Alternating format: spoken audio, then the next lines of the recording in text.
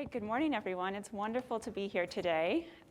COUR Pharma has actually been working on our PBC program with Eric Gershwin for quite a while now, and at one of our very first meetings, he said, there's this wonderful organization, the PBCers, you have to see what they're up to, you have to speak there.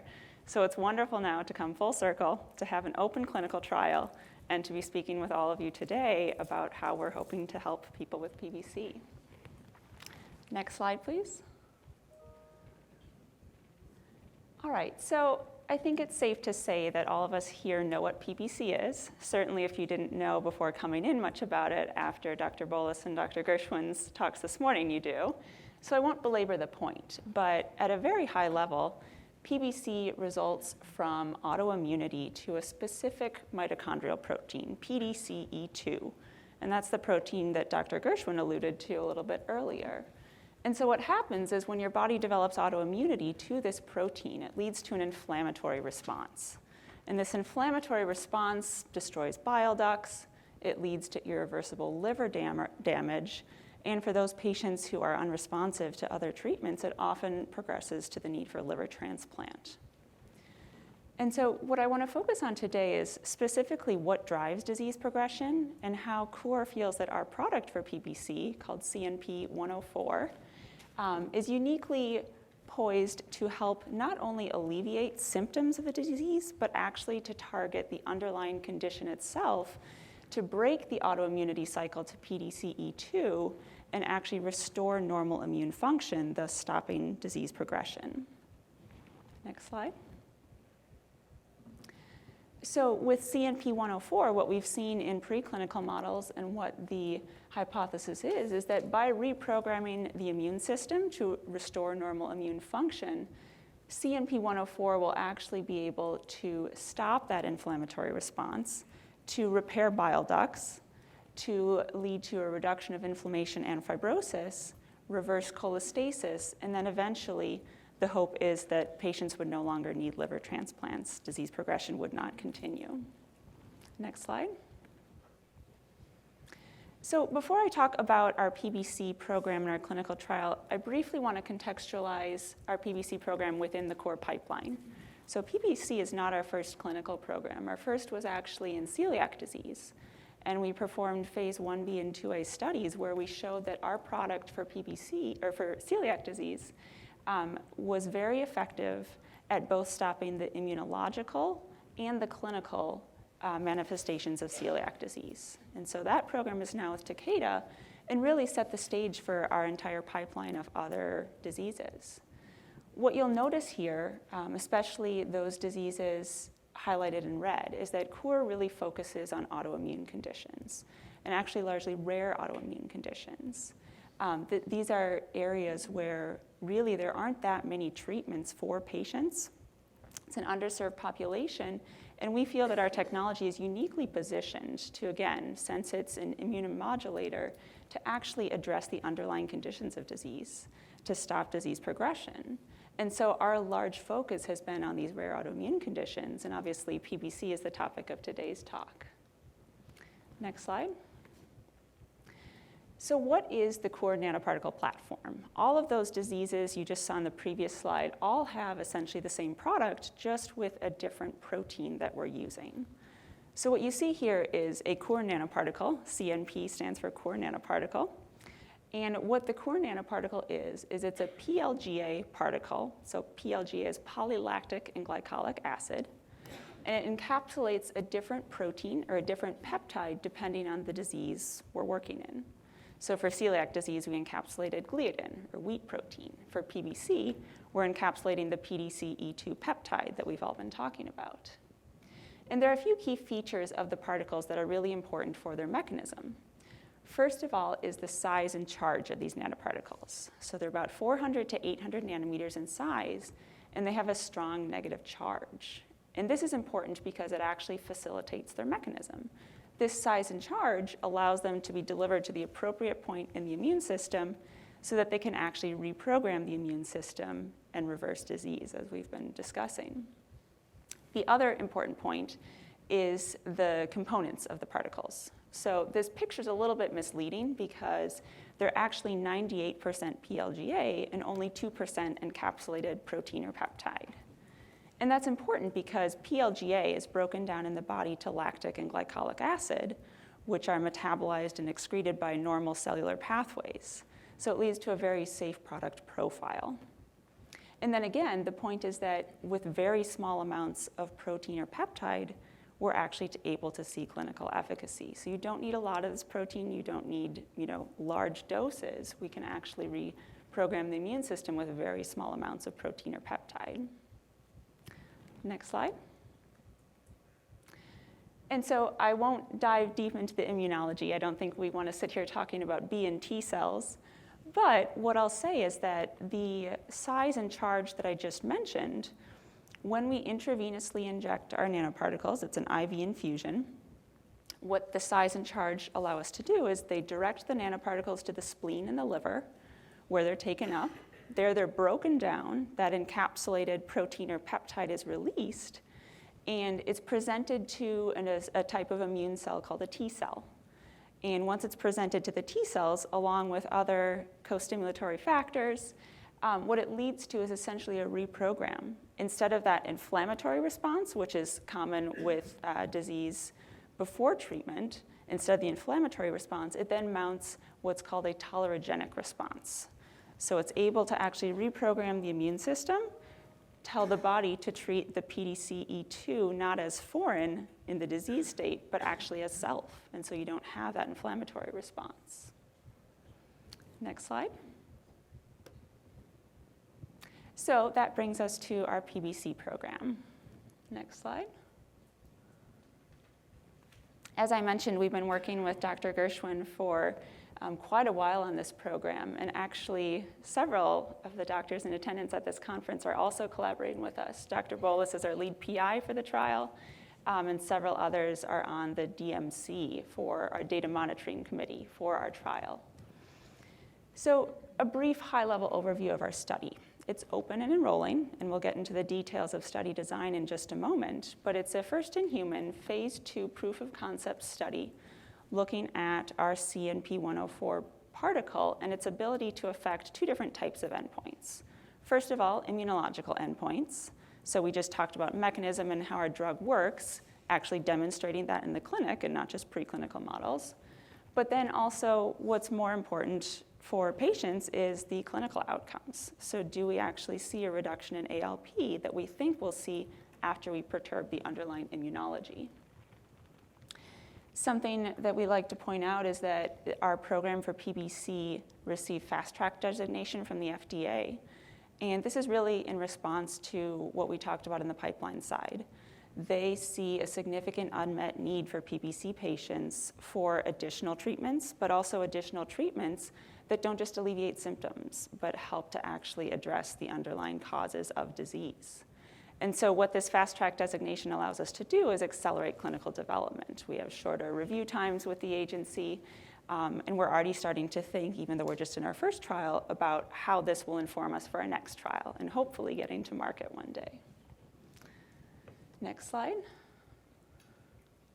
So just to briefly recap, we have our platform particle. What that looks like for PBC is the PLGA nanoparticle encapsulating PDC-E2 peptide. So it's a 30 amino acid sequence from this PDC-E2 protein that actually was discovered and well characterized by Dr. Gershwin's lab quite a while ago. And so this is what we're encapsulating in our particles and the product that we're carrying forward into the clinic. I already mentioned it's an IV infusion, and again, this has to do with our mechanism of action. So subjects will receive 2 IV infusions 7 days apart. Next slide. Now, before we go into the clinic, there are several preclinical studies we perform, but 2 that I want to highlight today. First of all, we like to confirm that the protein or the peptide we've selected, the antigen, is the appropriate antigen and that we'll expect to see clinical efficacy. And the second piece, which I'll get to in a moment, is we like to show preclinical efficacy in a mouse model. And so for PBC, that's actually a mouse model that was developed out of the models Dr. Gershwin just spoke about, the PBC mouse models. So to the first point, what we did was we performed a phase 0 study, actually with Dr. Bolas's lab at UC Davis, where we collected blood from PBC patients, shown on the left here.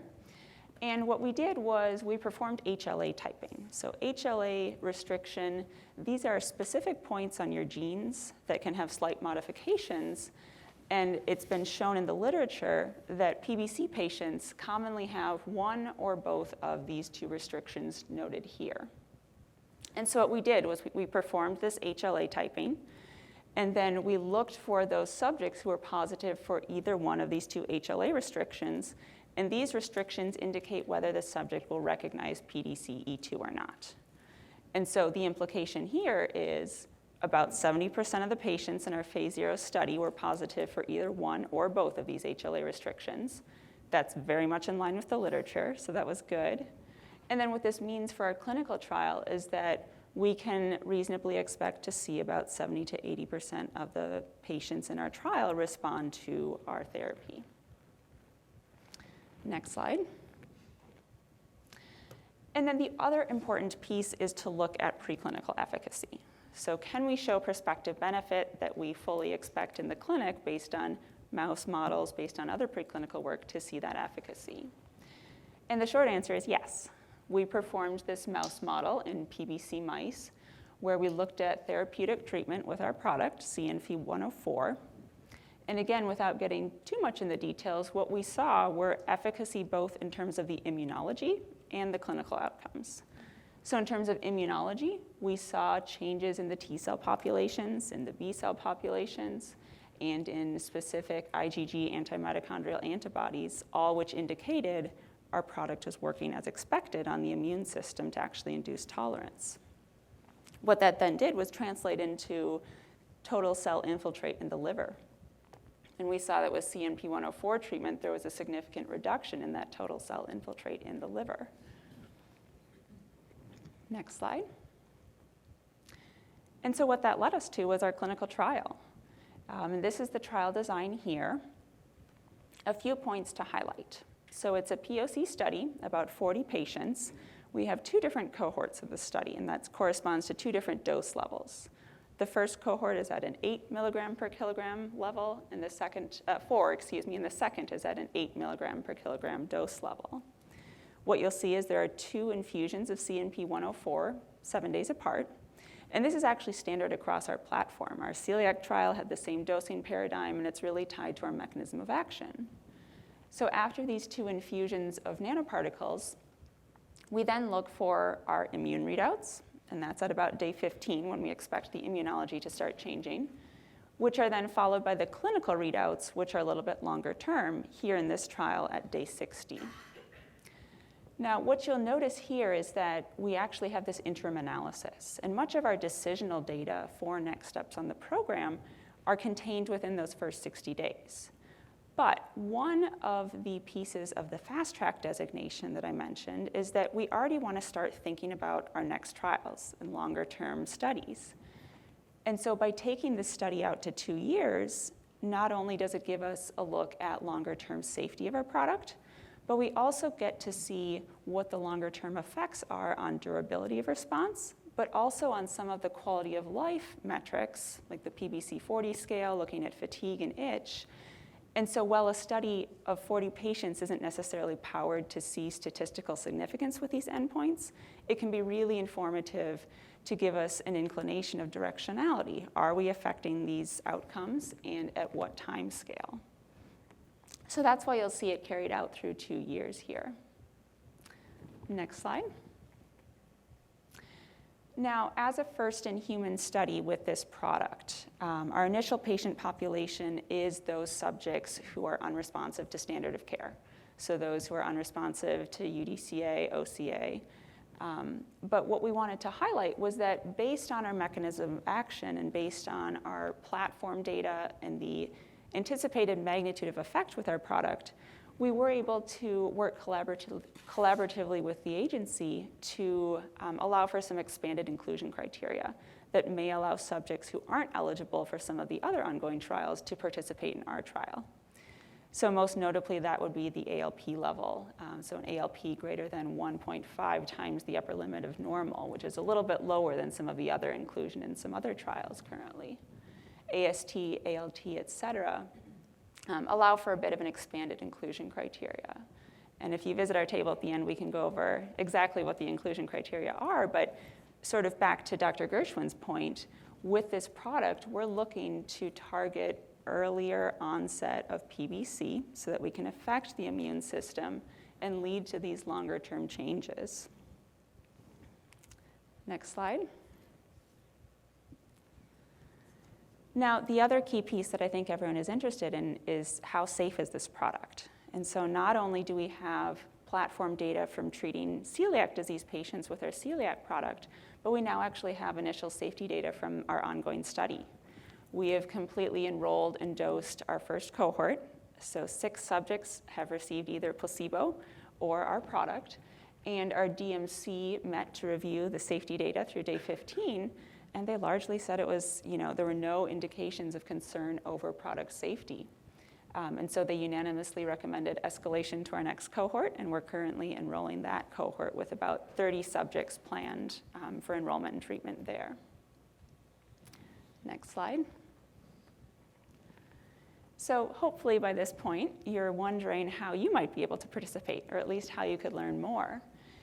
So you'll see here we have several sites up and running. We have 8 active sites in the trial, and several more that are in startup and are soon going to be open for enrollment. And we're also constantly opening more. One of the things we actually did when selecting initial sites was, first of all, look for the key opinion leaders in the field and be sure to include them as sites. But also, we utilized the Stanford COURS registry to look for where there are these sort of pockets of PBC patients and try to target opening sites in those areas. Next slide.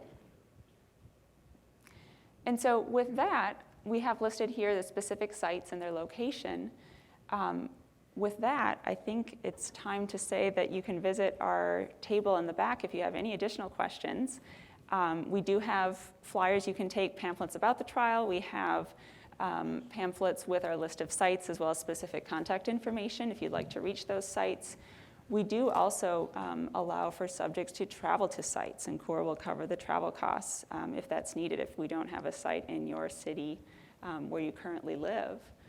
But I think with that, I'll just say come visit Michael and me at our table. We're very happy to be here today, and we really appreciate you listening about our trial, and we hope you come visit us to hear more.